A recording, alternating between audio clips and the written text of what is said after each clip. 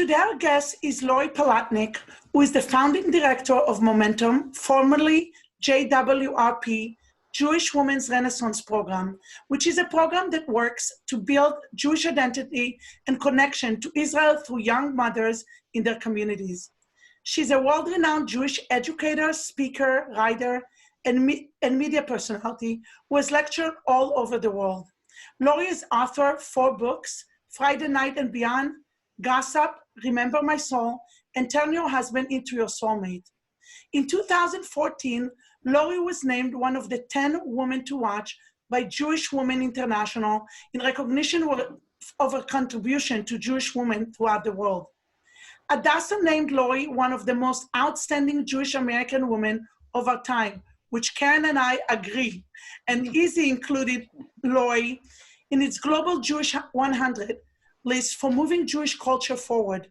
In 2020, Lori was selected by Miri Regev to light the Diaspora torch at the national ceremony for Israel's 72nd Independence Day. Lori lives with her husband in Israel, and she's joining us today from Jerusalem. Welcome, Lori, to Yentas in the City. We are so happy to have you. Welcome. Oh, such a great honor. Welcome. My pleasure. Greetings from Jerusalem. Yes. Welcome, Lori, to the show. We're so happy to have you here. Before I begin with our question, I just wanted to tell you how many countless women Etty and I know that went on your Momentum trip and how it was literally life transforming for them. And God willing, Etty and I would love to go on your Momentum trip, and our producer Sharon, we would love to join it. And perhaps maybe we could even make a little documentary about the Yentas in Israel on the Momentum trip and share it with our fan base. That would be incredible and an honor. Well, we'll try to make that happen. Let's hope Yes. the world shifts and Israel opens up, and Yes. it would be our pleasure. We love that. I know that you're coming from LA, and we've brought 20,000 women from 32 countries, and the women from LA are always like the most fun. They definitely drink most, and they know how to party, and they definitely shop.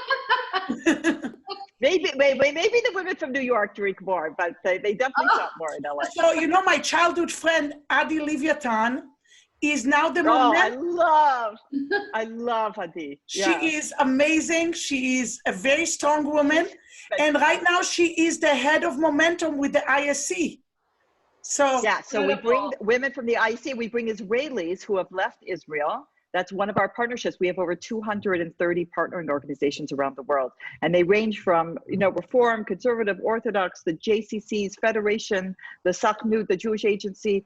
If you are connecting to Jewish women, partner with us, and we'll take you from good to great. So Adi, she's a childhood friend of yours. I love this woman. She is fantastic. So she's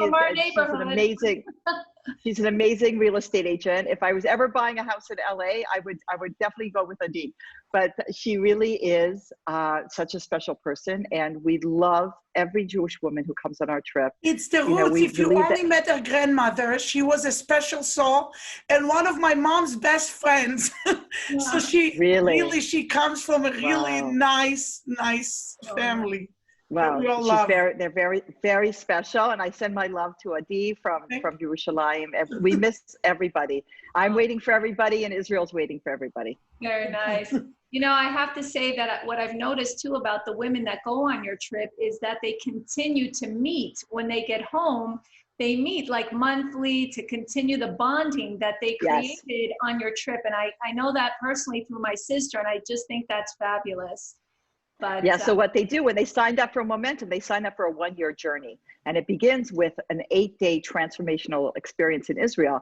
But really, what happens after. We always say the last day of the trip is the first day of your journey, and the women, they have this beautiful sisterhood, and it just continues as they go home, and they meet at least monthly. But it goes on for years and years and years, and they support each other, and they on each other's journeys, and they respect each other's journeys. So there's such a special love because they had this profound shared experience. Wow.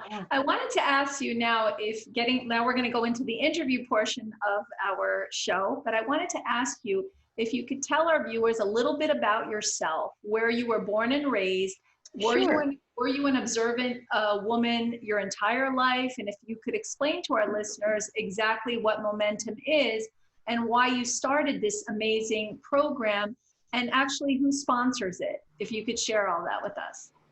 Sure, sure. So I'm originally from Toronto, Canada. I'm Canadian. And I grew up, Jewish, but I went to public schools and definitely not observant. There's 4 kids in my family. I'm the third of 4. And the 3 out of 4 of us actually became very observant Jews in very different ways and very different towards my own personal Jewish journey began in my early 20s when I was backpacking through Europe after I had won a national award for a Christmas commercial that I wrote. And I was working in radio, I was working in copywriting, in advertising. I always say that I'm still in advertising, I just have a better product now. So when I ended up in strange, like I had all these feelings when I came to Israel. I didn't understand them. So I started learning and started my journey. Now I have to say that. Oh, you froze a little bit. So I'm switching over to a different. Can you hear me now? Sorry about that. Yes, yes. Yes. Okay. Good. I had to switch to a different Wi-Fi service. So like we have two circuits here. A little bit unstable in Israel. Okay, it really is amazing though. Here I am in Jerusalem. You're in Los Angeles. We're literally across the world from each other, and yet we're connected. I always say that during COVID, during this time that we're going through, it's a combination of Gilligan's Island and the Jetsons. Okay, so it's Gilligan's Island because we're all like shipwrecked somewhere, and the Jetsons because we have this incredible technology that the Almighty gave us to keep us connected. It really is awesome. So anyway, I started my Jewish journey. I became more observant. Again, my siblings also in different ways. And listen, we're all on a journey until our last breath. And so when I started Momentum because I ended up on my journey. I ended up like marrying a rabbi. We worked in Jewish communal work. And I saw though, as I became a speaker as a woman in the Jewish world, which is unusual because there's a lot of rabbis speaking, there's not a lot of women. So I started speaking around the world and I saw Jewish communities were not going in the right direction. So I gathered 7 other women together in the Washington, D.C. area. That's where we were living at the time. And I said to them, something's going wrong in the Jewish world. We're smart women. Let's figure out how to change it. And we did not start off saying we're going to be a women's organization and we're only going to target women, but it ended up that way. Why? Because if you inspire a woman, you inspire a family. And if you inspire enough families, you inspire a community. And if you can inspire enough communities, you could change the world. Because we really saw in our Jewish work that where the women are at is where the community is at. So I used to speak at Penn and Brown and Yale and all the campuses. But I saw more and more that if I inspire a 20-year-old boy, I inspire a 20-year-old boy. But he has a 17-year-old sister and a 14-year-old brother and parents. If you get the mom, you get the family. And that's just the way it is. It's just it's just strategically smart. So we brought 300 women to Israel the first year, then 600, then 900, then 1,000, and then the Israeli government, the Ministry of Diaspora Affairs, approached us and said, double your numbers, get into Eastern Europe, and we'll help back you. So but now during COVID, instead of inspiring 3,000 women a year, we are actually reaching 3,000 women a day. Wow. With our podcast and our webinars. So people could go to momentumunlimited.org, momentumunlimited.org to find out more about our trips that please God, we're going to be starting in December again, we're hoping, and to also to see all our webinars and podcasts and everything that we're doing. So we would love to have you guys on. Now, there was another question you asked. I can't remember what it was that I'm not answering. There was something else that you asked. What was it? Karen, I'm sorry. Who sponsors? Oh, who sponsors it? So yeah, so the Israeli government is now 15%, 1/5 of our budget. We also, our partnering organizations also put in 15%. So we have to raise 70%. And we have a multi-million-dollar annual budget now. It's really taken off. It's unbelievable. We have 40 people working for us around the world. Wow. Plus our Israel tour operators who come on board when the trips happen. So where can people donate if they want to donate? Thank you so much. So we really do rely on donations. We have foundations that back us, but we really rely on personal donations. So they can go to momentumunlimited.org and they can donate in honor of or in memory of a special woman in your life. I think a lot of us, you were mentioning Adi. We can post that on our Facebook page and on our website. Amazing. We can post that so our listeners can donate, right, Izzy? Yes. You know, I was Thank you. I appreciate it. Before we move on, I just wanted to ask you, do you ever have conventions like every other year, every 5 years, where you bring all these women that you've touched their lives together? Whether they went on a trip 5 years ago, 4 years ago, do they ever come together like in a reunion type of national convention? Yeah. So we actually do. We do a leadership conference every year, and it's usually in the Washington, D.C. area. So this year it's going to be online, so stay tuned. And so we can reach even more people and people from different countries because they are coming from 32 different countries. How many women have you done so far? 20,000? Yeah, over 20,000. But we also bring men. I do want to say that, as you mentioned, that we used to be called the Jewish Women's Renaissance Project, the JWRP, but now we rebranded as Momentum over a year ago because if you think about the word momentum, the first 3 letters are mom, but they also have men. And in the middle is me, because really, it's really empowering yourself and it spills over to every aspect of your life. But the men, since the beginning, the women kept saying, my husband has to hear this, my husband has to see this. So we now bring men. The women, I know that you're based in LA, and the LA men, they come by the busload, and it's really an incredible experience. Most of the men who come, their wives have had this experience, and now they're on the same page. And we redesigned the program for the men, and they're the most incredible. It's very, very beautiful to see men so connecting and emotional and bonding, that this brotherhood that takes place, not based on sports or politics or business, but really on a very deep soul level. Wow. It's so funny because a lot of the women that I do know are also very connected to Judaism now. So a lot of the Israelis that went on that were, some just had Friday night dinner. No, they don't necessarily keep Shabbat now, but they do a lot more. So I have like friends that went on the trip and their kids didn't go to Jewish school, and now they put them in Jewish schools. Or they put them on Sunday school. And so what you're doing is really amazing. It has an impact on people's lives. It has a big impact. So Momentum was designed, it's designed for a Jewish mother. It's really designed for mothers who have children at home under the age of 18, who are disconnected from their Judaism. Some of our leaders and some of the leaders who come on the trip are more observant, but it's really designed for somebody who is disconnected. If somebody is very observant, it's really not for them. This is really geared for people who, without this experience, are really at risk of falling off the Jewish map. Israelis are very interesting who come.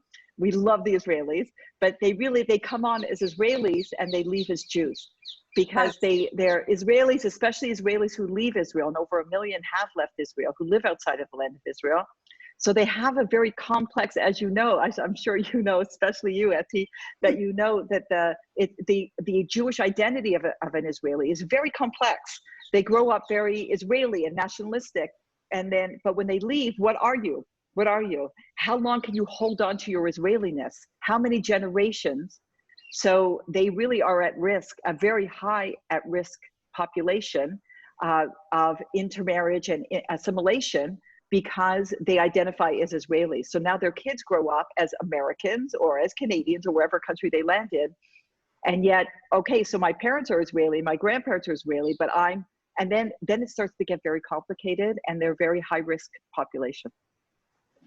Oh, it's really funny because, when we came to the United States, my mom noticed that right away, the first year.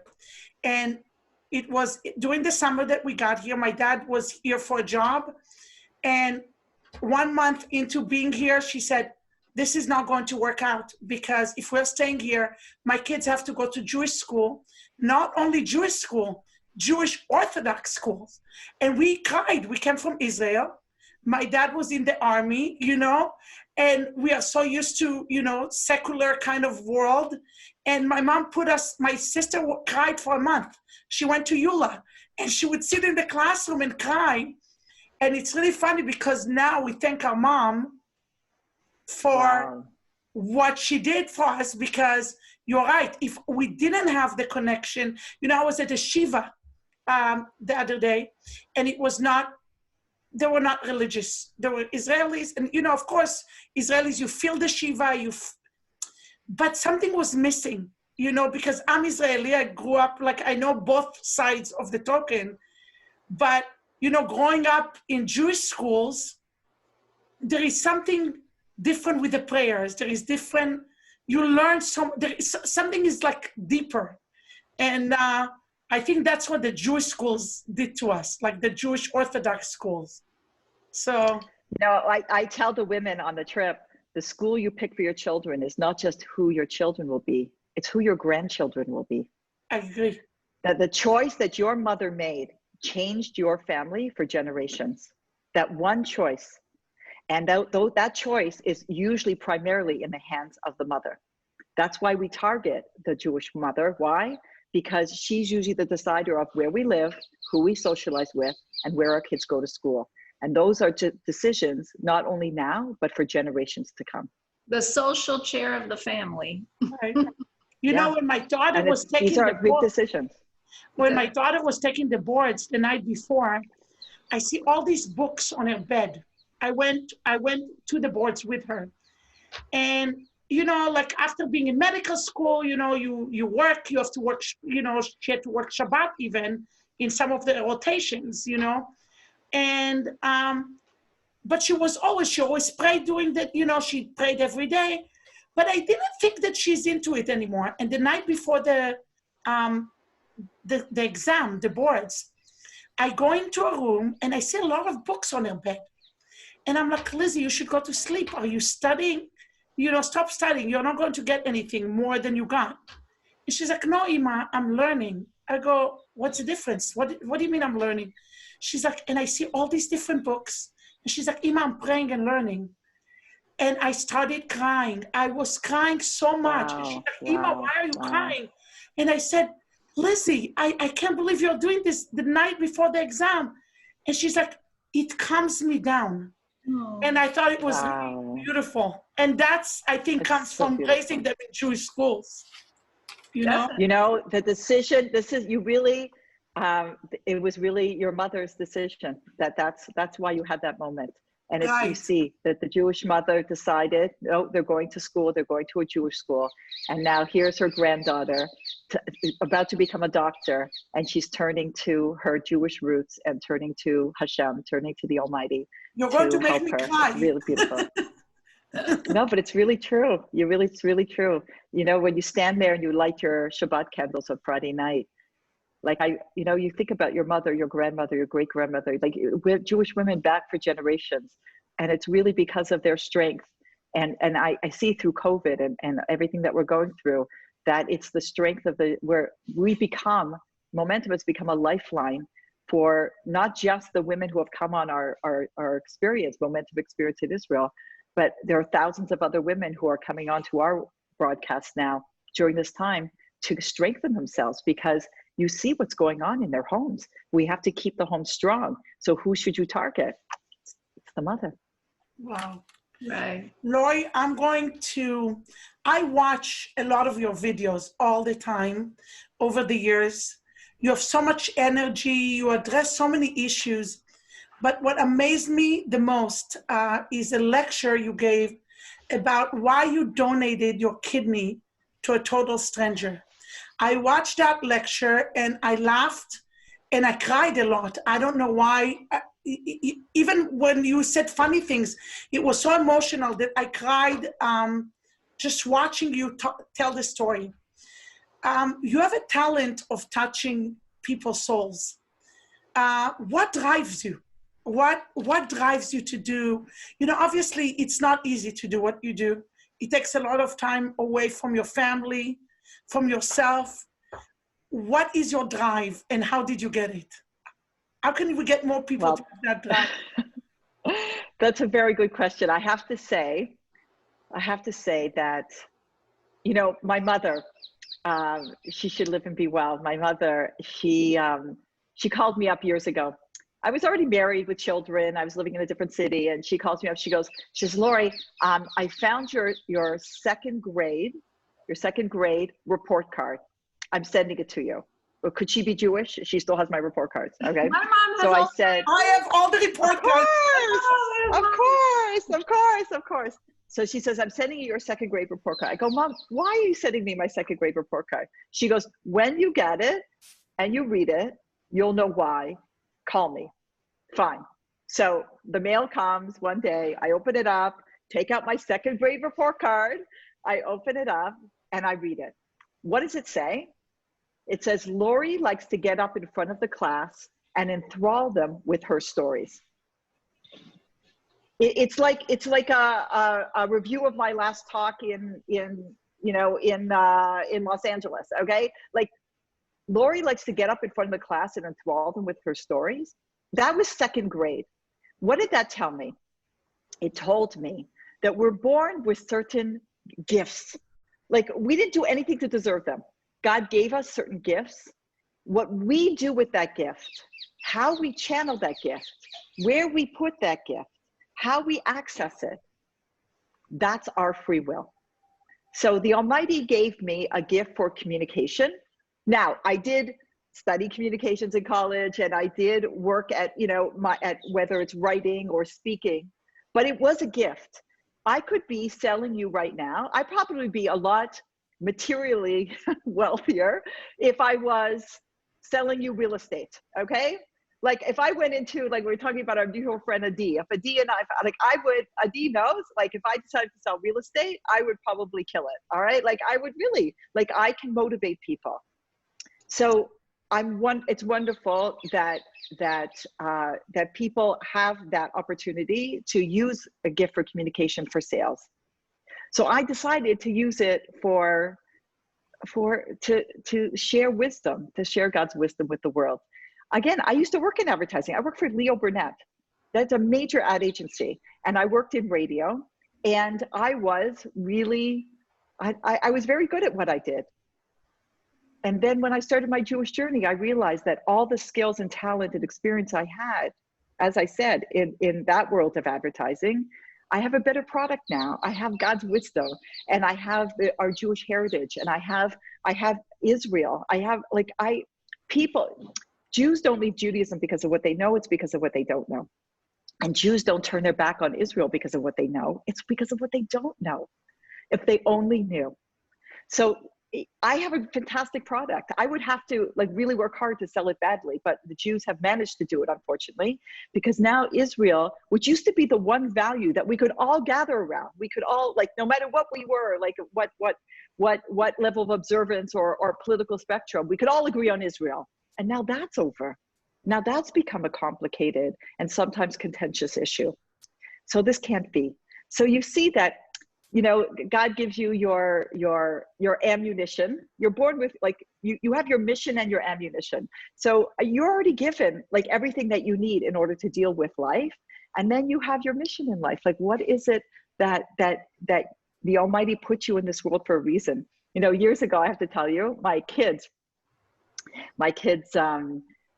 they were doing a puzzle. I bought a couple of used puzzles for them at a store, okay? 25 cents, my kids love puzzles. So they spent days putting together the New York, it was Times Square, thousands of pieces, Times Square.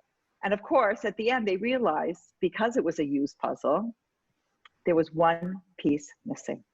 Oh. And they were so angry, and they were about to smash the puzzle. I go, no, don't smash the puzzle. It's just, you could see it's Times Square. It's just one piece. What's the big deal? But of course, they broke the puzzle, and they would never do it again. And I learned, note to self, never buy a used puzzle. So the Almighty, He created this incredible world, and each one of us is a piece that completes the picture. Yeah. Without each one of us, God wouldn't have, it's we're taught that God created the world for you. That even though there are billions of people in the world, without you, there would be no world, because you complete God's picture. So if we complete God's picture, you have to ask yourself, then why am I here? what is my mission? What am I supposed to do to contribute to this incredible, incredible world? Beautiful. You know, there is a sense of sisterhood when women get together. Why did you decide to bring women to Israel? And why only married women? And do you consider Momentum your life's mission? So first of all, it's not just married women who come. I believe that our data shows that 15% of our women are not married. So they're either divorced, widowed, or single. What is the one thing they all have in common? They're all mothers. They're mothers. So why did we invest in the woman, and why did we invest in mothers? So you see that the mother is the main influencer of the home. That if you influence the influencer, again, it's just strategically smart. When I was speaking to Naftali Bennett, who is like the former Minister of Diaspora Affairs and the former Minister of Education, so he said, wow, he said, your JROI, your Jewish return on investment, is much higher, he said, than even birthright. Birthright is fantastic. We love birthright. We encourage our women to send their kids on birthright. But birthright, again, you know, you inspire like this 21-year-old kid. And that's fantastic. I have 5 kids. I want programs for youth, but we're running out of time, and we have to go a little bit faster. And so if you influence the mother, then she sends her 3 kids on birthright. Do you hear? Right. So like, she's the decider. She's the woman. So we really are targeting moms. And why do we target women with children at home under the age of 18? Because if they're in the home, even though you always influence your kids, okay? It doesn't matter how far away they are, or if they're grown and they have children, you're still influencing them. But you have much more influence when they are at home. Because again, you're choosing the schools, and you're choosing who you hang out with is who you become. And the mother, like you said, is usually the one deciding all the social, like she's the one who makes the play dates and everything that goes on. These are big decisions. So in general, there are exceptions, but it really is the mother is the big influencer. The men, it's very easy to bring the men on the men's trip. Why? Because the women are pushing their husbands out the door. Getting the women is the big move. Why? Because somebody's got to cover the kids. Okay, so it's amazing how many people have to be either hired or volunteer to cover everything that one woman can do on her own. So she comes on the trip, and like 5 other people have to cover her. So when she pushes her husband out the door, she's got to cover. And she knows, you go have this experience. You go see what I saw. You go hear what I heard. And now come back, and let's get on the same page and create a home that we can be proud of. Do you consider it your life's mission? I believe that this is my personal home run. Like, I worked in 30 years in Jewish communal work and traveling around the world, and my books and my video blogs and everything I did that really brought me to this place of this project. But I hope it's my personal home run. I do believe it, but I pray that it's the home run for the Jewish people, because we need it. We really see that we're onto something. And I feel that this first 10 years, because it's been 10 years of bringing women and now men, I believe that this was our pilot, that we got it right. We got the price point right, and we got the program right, and the follow-up that happens. Like it took 10 years for it to grow and develop, and we're very data driven, and we feel that we really hit a bullseye. And now I strongly believe that when the skies do open up again, when Israel does open up again, not only are people going to want to travel, they're going to want to do meaningful travel. Not everybody after this is going to be just running to Vegas or the beach. Yeah. Of course, we want to enjoy. And I'm telling you, the women on the trips have the time of their lives. But we're also, because of this experience, because of this shared experience that we had, we're going to want to pursue things that are a little bit deeper. Meaningful. Much more meaningful. And I have to tell you, I grew up in Toronto. And I was a Canadian. I was very nationalistic and proud to be a Canadian. And then when I came to Israel for the first time, I started my Jewish journey, and suddenly I felt connected I'm part of the Jewish people. This is the first time, because of COVID, this is the first time in my life I feel connected to every person in the world. We had a shared world experience. Even in the world wars, not every country was in the world war. Every country in the world shared this experience. The Almighty put us in a timeout. And when you put your kid in a timeout, it's like, clearly, whatever you've been doing, you're making mistakes, and now you need to think about your actions. Mhm. And he put the whole world in a timeout. So and when people say, let's go back to the way it was, I just want it to be normal again. And I tell them, if we go back to the way it was, this was for nothing. We have to emerge. I'm sorry, you're hearing, I don't know if you're hearing noises, but it's Jerusalem and people are dragging carts around. Like, so interesting. So, and the birds are. I wish we could be there with you. Yeah. We were supposed to travel to Israel, and I'm reaching through the Zoom and bringing you here because I'm waiting for you. And Israel's The waiting Yentas for are you. coming. Israel's waiting for The you. Yentas are coming. The Yentas are coming.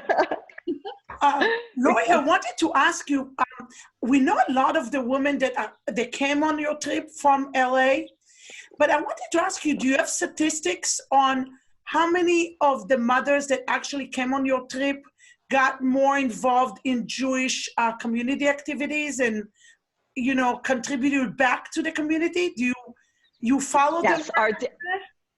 Yes, we're very data driven, very data driven. We have a data firm, it's called Measuring Success in Washington, DC, and they do a baseline study of the women before they come. They measure them on the last day of the trip, 3 months post-trip, 1 year post-trip, and now we're doing a long-term study. And this, thankfully, and we're so blessed that we hit on something that is literally a game changer. That the women who are over 90% of the women are now more engaged Jewishly, giving back Jewishly to their communities, are encouraging other people to go to Israel, sending their family and friends to Israel, returning to Israel, supporting Israel, standing up for Israel. And they are, like you said, there's not a small percentage of them are switching their kids to Jewish schools, sending them to Jewish camps, getting them involved in Jewish youth groups like BBYO or NIFTY or NCSY. Yeah, so we have a national partnership with NCSY. We're bringing the mothers of NCSY kids. Oh. So you see that the OU is engaging the teens. So I went to them and I said, listen, you've got the teens, give me the moms. Give me the moms, because the teens are now growing Jewishly, and the mom is either going to green light this Jewish journey or red light it. So give me the moms, and now they're both on board. So whether your kid is in BBYO or NIFTY or NCSY, it's like you deserve a Jewish journey too. Like everybody's always like, yeah, my kids. Like this, that you see that it is so empowering, and the impact you can have is so much greater if it's a family affair. It's not just I drop my kids off at after school Hebrew school and they have their bar and bat mitzvahs. Like I grew up in a generation that your bar and bat mitzvah became your graduation out of Judaism. I'm done. But it's your graduation in. But we looked at it, I grew up in Toronto, we called it Jew jail. We literally said, oh, it's Sunday morning, it's Jew jail. Jew jail, okay? That this is a sentence, and then you get to break out when you're 12 or 13, and you get to break out of jail. My husband grew up in Chicago. He said they called it the 13 and out club. You go to your 13, and then you're out of there. This is terrible. Yeah. And our experience in these after-school Hebrew schools, or even some of the day schools, can be very negative. And that Judaism becomes a subject like math, geography, history, Judaism, okay? And it becomes like something that I have to pass or fail in, that I have to study for. But we give people Torah Chaim, and we give them wisdom for life. That on the trips, the women realize, oh, my Judaism, and there's no, my Torah, because if they come up to me after my marriage talk and they go, I think you saved my marriage, I tell them, I didn't save your marriage. Your Judaism, your Torah saved your marriage. There's no Reform, Conservative, Orthodox Torah. There's only one Torah. Every word, every letter the same.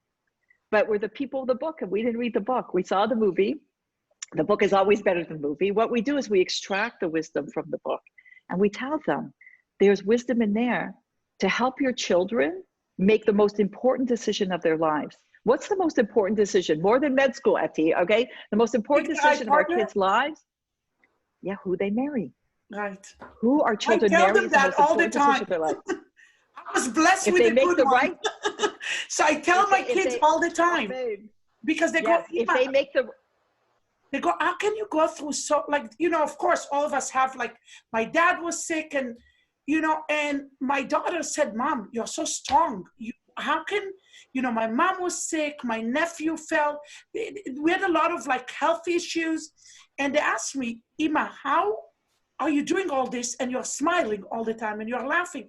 I said, you know why? Because when you pick the right partner and you come home and you have somebody who supports you and you share everything with, and he supports everything that you do, and you are that for him, life is not that complicated, because there is always a safe place to go that you know you're accepted. It was going to support you. You can fight with your mom, you can fight with your friends. You know, there's something different with your life partner that makes it easier. Yeah. 100%. And I'm telling you, you don't leave it up to chance, because your kids, just like you don't leave it up to chance what college your kids go to or what car their first car that they drive, you help them make a good choice. Don't step back from this choice, the most important choice of their lives. And you have to help them make the right decision. So there's wisdom in the Torah. How do you know it's the right person? How do you know this is the person to, because the right decision will propel them forward in life, and the wrong decision will be a disaster. So there's wisdom in there, not only in choosing the right person, how to have a great marriage, how to raise great kids, how to realize your potential, how to be successful in business. It's all in the Torah. But we were raised in a way that it was dry. It was not relevant to our life. It had nothing to do with our life. And it was a revelation to me in my early 20s to find out, oh my gosh, God put us into this world and gave us an instruction manual. It's not just about milk and meat and the Jewish holidays. There's wisdom in there. Wisdom. If you have wisdom, you'll make good choices. Speaking of wisdom, Lori, you are a very talented lady, and you wrote 4 books that cover very important subjects: Friday Night and Beyond, Gossip, Remember My Soul, and Turn Your Husband into Your Soulmate. Evil speech can destroy friendships, as we know, break up marriages and ruin businesses. Gossip, negative talk, put downs, rumors, accusations not only hurts the person being talked about, it also hurts the person speaking and the person listening. Part of why Etty and I created this show, Lori, is because we noticed there's a lot of gossip in our communities. And so we decided to create a platform where people can discuss issues where they normally only gossiped. And I wanted to ask you, why did you decide to write a book about gossip? That's very interesting. So it's one of my 4 books. It is the book that a publisher came to me to ask me to write it. The other ones I wrote on my own and sent to the publisher. But the publisher came to me, and they had my co-author of the book. His name is Bob Berg. He's a motivational speaker. He lives in Florida. And you see that this is something that impacts everyone. You know, for the Jewish people listening or watching, that, you know, the Rosh Hashanah is once a year, Yom Kippur is once a year, Passover is once a year, but we talk every day. And about 1/3 on Yom Kippur of what we're going to say we're sorry for, the mistakes that we've made, has to do with speech. Even going into Yom Kippur, it's called Kol Nidre. Kol Nidre night means all vows. Kol Nidre means how I used my speech this year. So this is something also that is so destructive to our society. It's a multi-billion-dollar industry, gossip. But you see what it can destroy: families, destroy businesses, destroy people, destroy organizations. That you know, when we, on the heaviest day of the year, which is it really, you know, Tisha B'Av, where we mark the destruction of both temples that stood in Jerusalem. If you go to the Western Wall and you see that gold dome up there, well, that wasn't there before. We had this huge palatial temple where God's presence was strongest, and Jews and non-Jews would come and bring offerings and connect to that. So both temples were destroyed on the same day, hundreds of years apart, on the 9th of Av. And the last temple was destroyed not because we didn't keep kosher, not because we didn't keep Shabbat, It was destroyed because of sinat chinam, which means senseless hatred.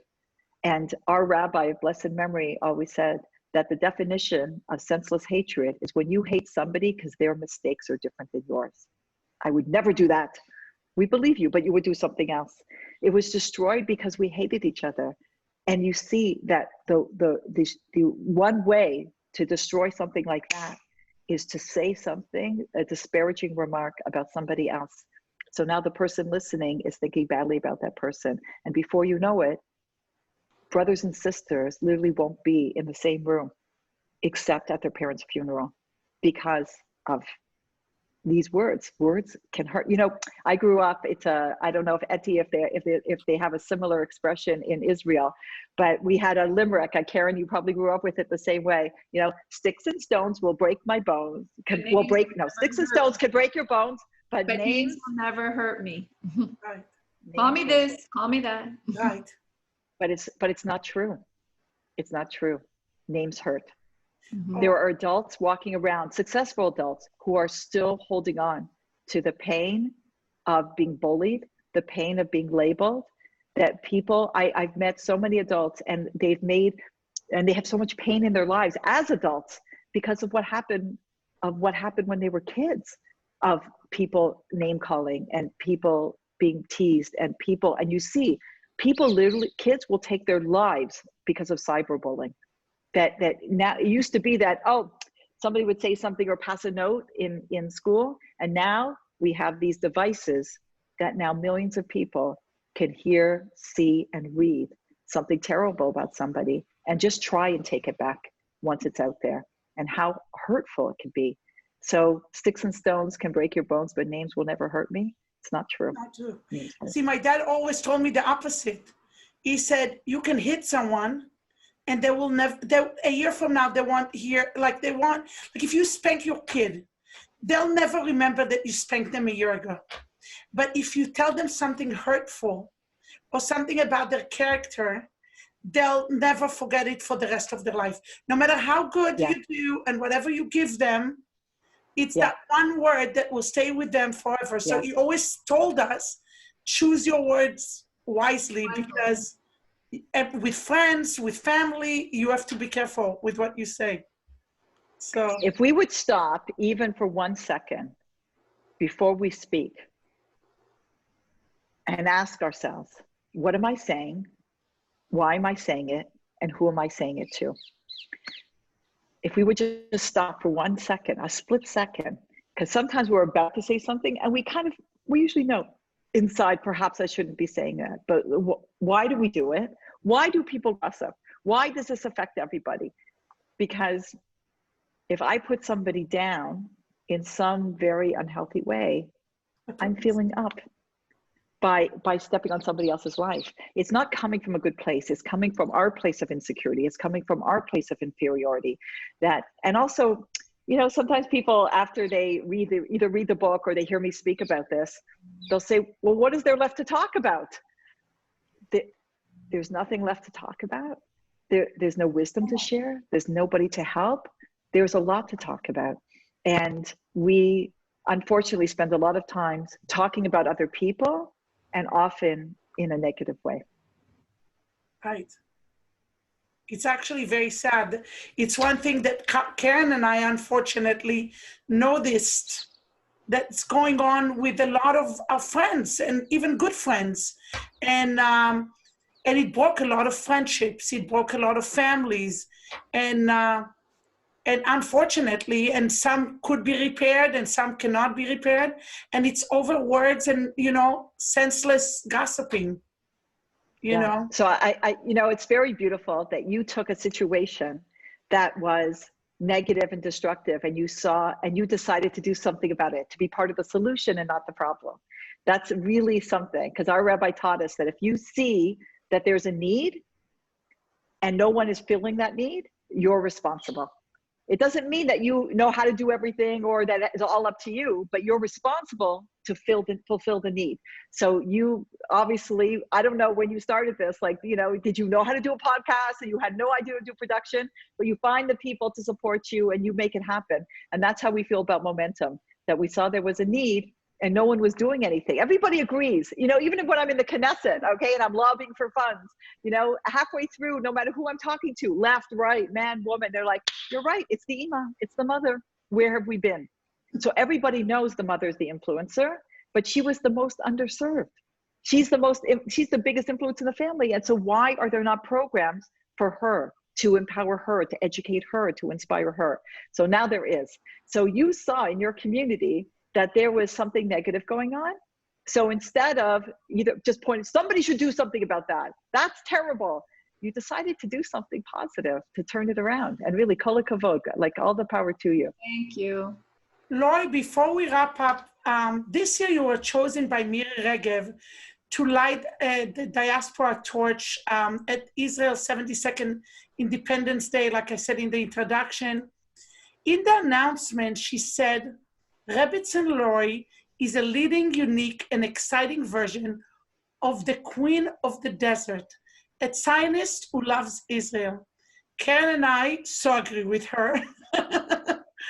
How did you feel when you got that call that you will be lighting the torch?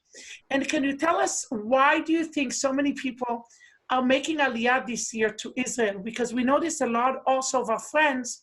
I don't know if it's necessarily because of Corona, because a lot of them spoke about it before. I think Corona just pushed them. But we saw a lot of friends in LA that have very comfortable lives here are making Aliyah. Why do you think that is? And I want to know about that call that you got. So I want to share that for most people who are not Israeli, if you're Israeli, you understand what it means to light the torch. So for those of you who are not Israeli, who are watching and listening, and I grew up, I didn't know about this ceremony. So it's once a year on Yom Ha'atzmaut, which is Israel's Independence Day. So if you're American, it's July 4th. If you're Canadian, it's July 1st. On their Independence Day, they have a ceremony where 12 people are chosen every year to light one torch. They represent the 12 tribes of Israel. And there's a theme every year of what's, you know, how they choose the people. And the people who are chosen are usually very prominent people, well-known people, or people who should be well-known, who are doing something along that theme. And it's always a big deal, like, who are the 12 torchlighters? If you're a torchlighter, an Israeli explained to me, it's like you played the Super Bowl, okay? Michael Jackson did a lot of things, but his Super Bowl, like, you know, his performance was like, will go down in history. So in whatever you're doing in your career, that lighting the torch is like a major thing on your resume now forever. So about, I think 3 or 4 years ago, the Ministry of Diaspora Affairs, I guess, discussed it and lobbied with the rest of the Israeli government that one of the torches should represent the diaspora, represent Jews outside of Israel, because half of the Jewish population of the world lives outside of Israel. So there should be one torch to represent them. So every year, again, who's going to be?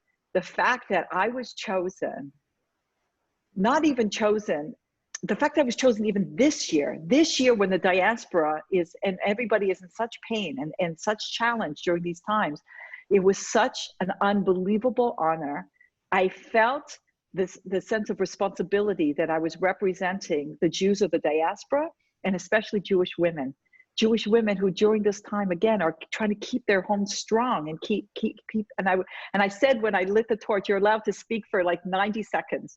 And I was more nervous about those 90 seconds than anything I've ever done in front of tens of thousands of people my whole life. And because I really felt that I'm there for them. And I said, Chazak Nashim Chazak, that be strong, women, be strong. The women of the Jewish world, be strong. But we're going to get through this. We got through it through history. It's the Jewish women who saved the Jewish people time and time again, and we'll get through this now. And it was really an unbelievable privilege, a privilege. And I'm still I'm still glowing from it. And I have to tell you, amongst my Israeli neighbors, because my Hebrew is basically a 0, and I just like, shalom, boker tov, ma nishma, like, you know, the basic. Like you, Karen. Slicha. Oh, Lori, you are frozen again. Oh, she dropped the. Oh. Wait 1 minute. Oh, there we are. I'm so sorry. I was just thrown off. Oh my gosh. Okay, I'm back. So amongst my Israeli neighbors, I don't know what you got. My Israeli neighbors who I just sort of do basic Hebrew greetings to. When I lit the torch, because everybody was watching this year.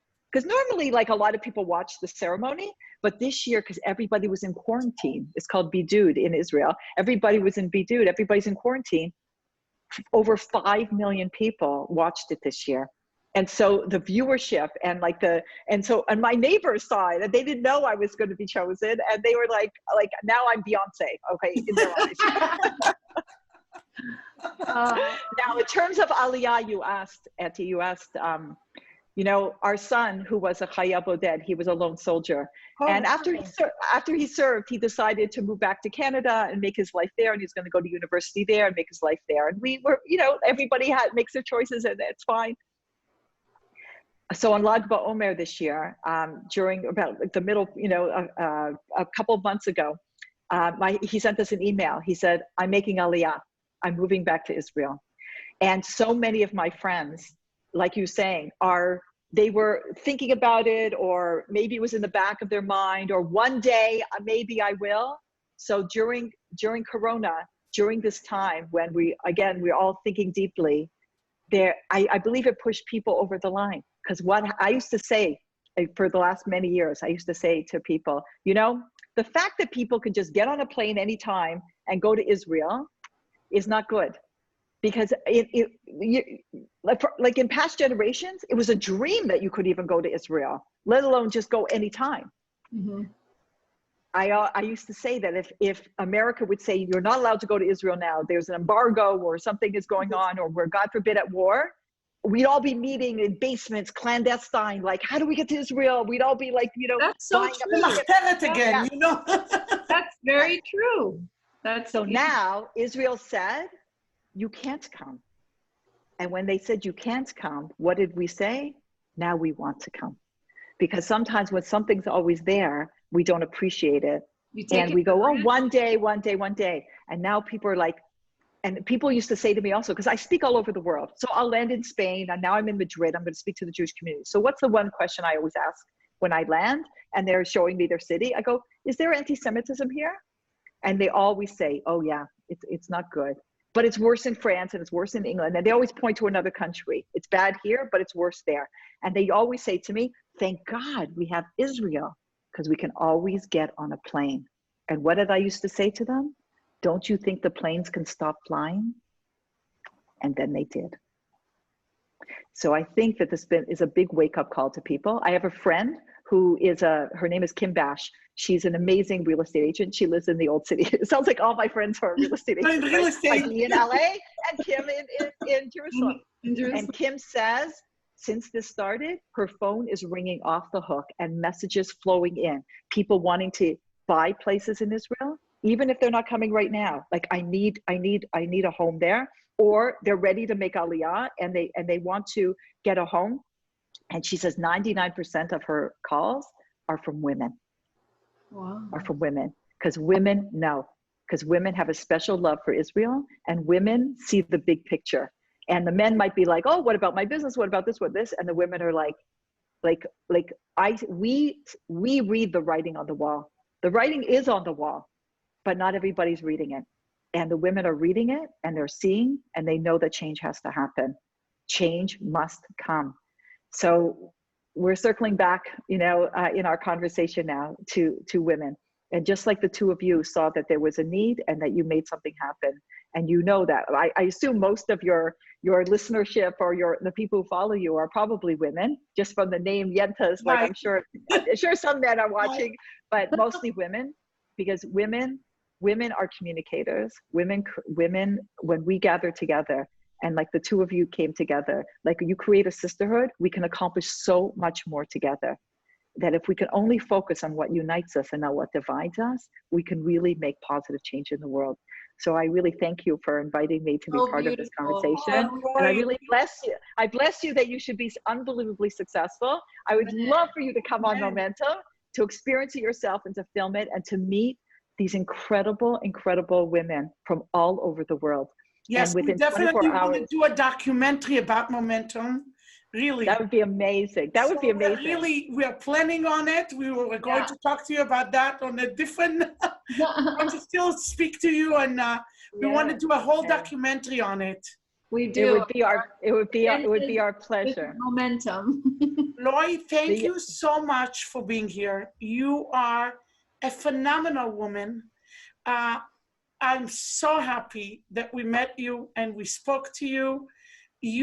I want to tell you, I watch your lectures all the time, and it's really funny because I don't actually watch you. I put the video on and I hear you while I'm working. And they're all so inspirational, and you're so funny. I mean, you're fun, you're funny, you're energetic, and we need more women like you, and obviously that's what you're doing. That's what Momentum is doing. It's kind of, you're giving them some of your energy. Well, thank you. Really, I'm sending my heart to you. It's really been my pleasure. Lori, thank you so much. You are an inspiration. Thank you for joining us today. Like I said, you are an inspiration to so many women around the world. Momentum is truly a Kiddush Hashem. The results of your work will affect all our future Jewish generations. We need more people like you who are doers in our communities, and that's precisely what Momentum is doing. We feel so blessed that you took time out of your busy schedule to have this interview, and we hope to take you to dinner the next time you are in LA or we are in Israel. It would be our honor to do that. And we would like to thank all of our followers for listening to this episode. Please remember, you can also follow us on Facebook, Instagram, Twitter, and TikTok at Yentas in the City. You could also write to us at dearyentas@gmail.com. We would love to hear from you and answer your letters on our weekly advice column. Also, we would like to thank Sharon and David for all the behind the scenes work to bring this episode together. And a special thanks to our sponsors, Soft Smart Systems International and Conquest Realty Investments. To get more information about Momentum, please visit their website at momentumunlimited.org. And finally, we really hope that you enjoyed this episode. We have a lot more coming. And this is Karen Cohen and Etty Elkis, and we are Yentas in the City. Stay safe, everyone, and thank you for joining us. Thank you, Lori.